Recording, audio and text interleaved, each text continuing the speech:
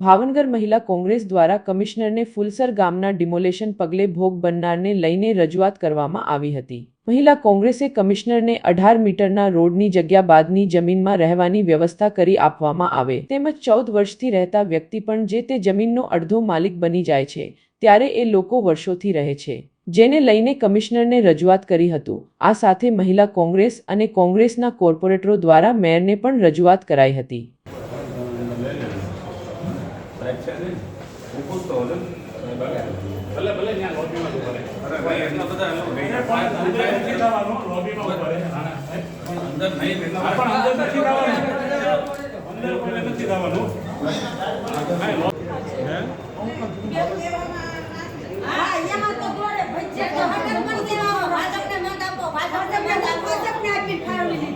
મને નથી વાંધો, સમજો તમે પહેલા જાય તો કાંઈ વાંધો નહીં, પછી તમે એકવાર આ સાઈડમાં આવી લો રસ્તો થોડી છે મને બેસાડવાની મોદીને ખબર નથી, મોદીને ખબર હોય તો મોદી આ દેશ નો ધારામાં રાખે રેશે હા પોતે હર્ષદભાઈ આવીને કહી ગયા તો રોડમાં એટલું જ લેવાનું કરે સમતા કોઈ ડિસ્ટર્બ નહીં પાડે પછી બોલશે ને એક શબ્દ જૈસે આ દેને બોલશે અને ગાયની બોલ હા એવું લાગશે તો બે બધા બે ઘર થઈ ગયા છે બધા રોડ ઉપર કુવર છે રોડ ઉપર નાચે છે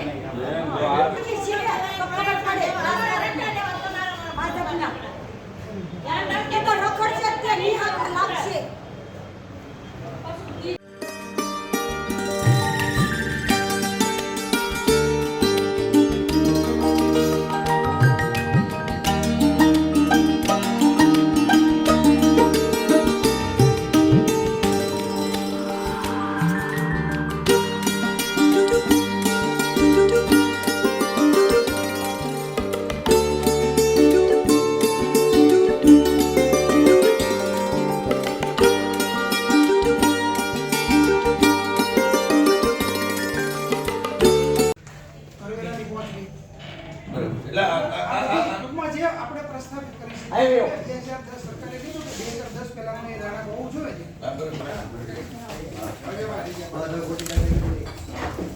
એનો ઓછી છે 6000 છે આવા દે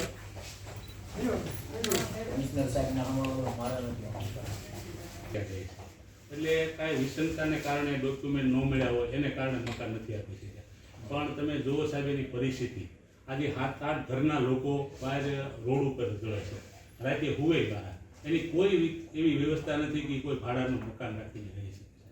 અને જે તે વખતે લાઇટ તમારે કોઈ ઇમ્પોર્ટન્ટ માણસ જેને ખબર હોય એને બોલાવી શકો। ભાઈ હું સાહેબ એ જ કહું છું કે ખરેખર ત્યાં રહેતા હોય ને બરાબર મળ્યા એ બધા એવા લોકો બધા એવાને જ મળ્યા છે અને હજી બાકી જે રહી ગયા છે એ લોકોની પરિસ્થિતિ આવ અતિશય ખરાબ છે સાહેબ। એટલે અમે એક રજૂઆત કરવા આવ્યા છીએ। તમે જાણવા માંગો છો કે રજૂઆત કરવા આવ્યા છો? ચિત્રા ફુલસર વોર્ડમાં એક સાથે ઘણા લોકોના રહેવાસો જે ડિમોલેશન કરવામાં આવ્યા છે, આજે સવારે અમે એની મુલાકાત લીધી અને ઘણા સમયથી આ લોકો અમારી પાસે અમારા ચિત્રા ફુલસર વોર્ડના કોર્પોરેટર કાંતિભાઈ અને અમારા કોંગ્રેસના શહેરના પ્રમુખ લાલભા પાસે એ લોકો રજૂઆતો કરે છે કે આ લોકો અમારું ડિમોલેશન કરવાના છે, પણ જ્યારે ડિમોલેશન કરી ગયા છે ત્યારથી એ લોકો ભાડે મકાન રાખીને રહી શકે એવી સ્થિતિવાળા પણ નથી, એટલા ગરીબ છે।